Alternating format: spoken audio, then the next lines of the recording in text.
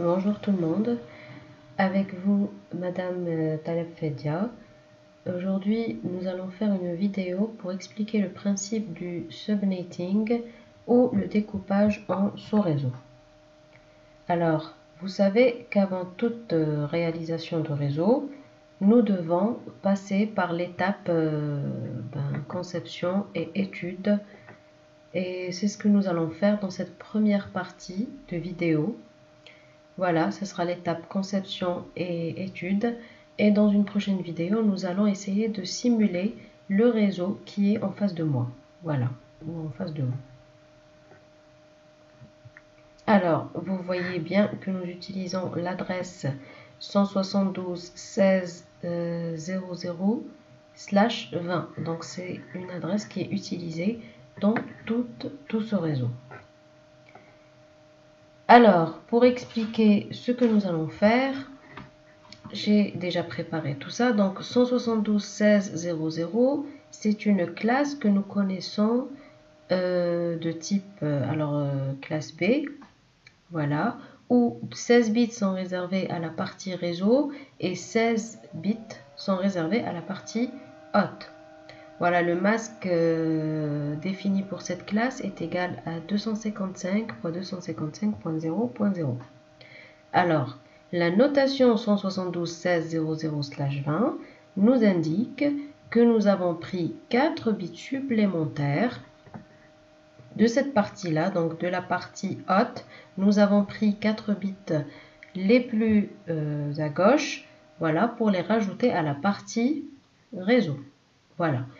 Les 4 bits vont me permettre de créer des sous-réseaux, donc ce qui va me permettre donc de mieux organiser mon adressage IP du réseau.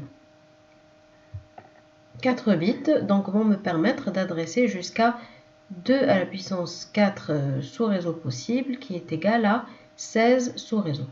Alors pour cette adresse 172.16.00/20, le masque va changer. Voilà. Donc vous connaissez le principe du masque, c'est donc de mettre les bits de la partie réseau sous réseau à 1 et les bits de la partie hôte à 0. Donc si nous appliquons ce principe, nous obtenons le masque 255.255.240.0. Alors dans ce qui suit, nous allons voir tous les sous-réseaux possibles, donc les 16 sous-réseaux possibles, grâce à l'emprunt des 4 bits. Alors, pour la première colonne, donc ce sera le nom du sous-réseau. Deuxième colonne va nous indiquer l'adresse du réseau. Et troisième colonne, ça va être la plage d'adresses utilisables. Donc, ce sera les adresses IP utilisables dans ce sous-réseau.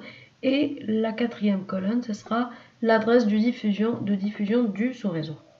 Donc, le premier sous-réseau, ça va être la probabilité 0, 0, 0 partout. Voilà, les 4 bits que nous avons empruntés, ce sont les suivants.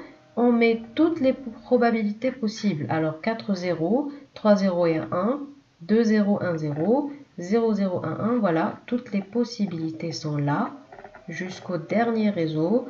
Voilà, qui sera noté alors SR15. Et pour lequel les 4 bits valent 4 1. On retourne à SR1 ou SR0, voilà. Alors, la première possibilité me donne l'adresse alors 172.16.00. Voilà, elle ressemble tout à fait à cette adresse, sans découpage en sous-réseau. Et par la suite, nous allons voir une petite explication par rapport à ça. Le minimum ou l'adresse minimum pour les hôtes dans ce sous-réseau, pour l'obtenir, nous gardons la partie réseau intacte sans la modifier et nous attribuons des 0 partout pour la partie hôte avec un 1 en dernier bit, voilà, comme valeur du dernier bit, pour ne pas attribuer à un hôte l'adresse du sous-réseau. Voilà.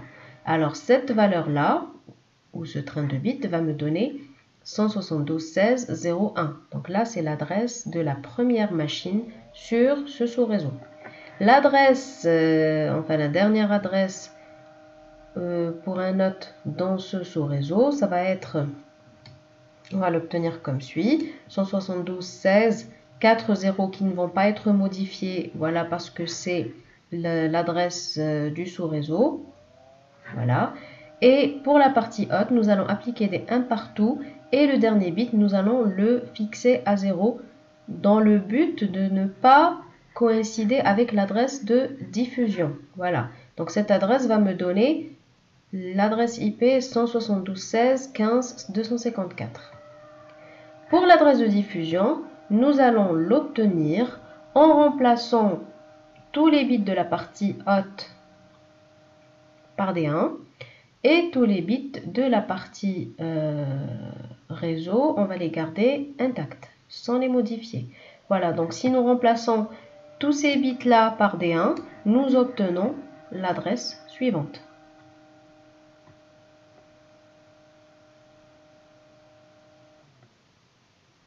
Même chose pour le sous-réseau 1. La deuxième probabilité, ce sera 0001. Donc, pour les 4 bits les plus à gauche du troisième octet de l'adresse IP. Voilà. Donc, ceci va me donner l'adresse 172.16.16.0. Pour obtenir l'adresse haute minimale, nous allons remplacer tous les bits de la partie haute par 0 et le dernier par 1, ce qui va me donner l'adresse 172.16.16.1. Et pour l'adresse haute maximale, ça va être 172.16. Nous gardons la partie sous réseau intacte et nous modifions la partie haute comme ceci, ce qui va me donner l'adresse IP 172.16.31 et 254. L'adresse de diffusion va être calculée en remplaçant tous les bits de la partie haute par des 1. Donc ce qui va me donner 172.16.31 255. Et ainsi de suite pour tous les sous-réseaux possibles avec l'emprunt des 4 bits. Nous obtenons tous les sous-réseaux de la même manière, avec le même principe. Pour le dernier sous-réseau, voilà. Alors la probabilité, c'est de mettre des 1 partout pour la partie sous-réseau, ce qui va me donner l'adresse 172.16.240.0. Alors, pour obtenir l'adresse IP de l'hôte minimale, voilà, dans ce sous-réseau, nous allons garder la partie sous-réseau intacte ainsi que la partie réseau et nous remplaçons les bits de la partie haute par des 0 partout, sauf le dernier bit qui va valoir 1. Cela va me donner l'adresse 172.16.240.1. L'adresse maximale de ce réseau va être obtenue de la même manière, sauf que les bits de la partie haute vont être égales à des 1 partout, sauf le dernier bit qui va valoir 0, ce qui va me donner l'adresse IP 172.16.255.254. L'adresse de diffusion va être obtenue en remplaçant tous les bits de la partie haute par des 1, ce qui va me donner 272.16.255.255. Alors ce principe peut être appliqué, voilà, pour n'importe quelle adresse de n'importe quelle classe. Nous pouvons emprunter des bits supplémentaires de la partie haute et les rajouter à la partie réseau pour justement créer des sous-réseaux. Nous pouvons emprunter autant de bits possibles, bien sûr, mais nécessaires pour la création de tous nos sous-réseaux. Là, j'avais besoin, voilà, de créer jusqu'à 16 sous-réseaux. Donc, j'ai emprunté 4 bits. Si j'ai besoin de moins de 8 sous-réseaux, je vais emprunter 3 bits, etc. J'espère que vous avez compris le principe. Cette vidéo va être suivie par la vidéo qui va nous permettre de simuler tout ce réseau sur Packet Tracer.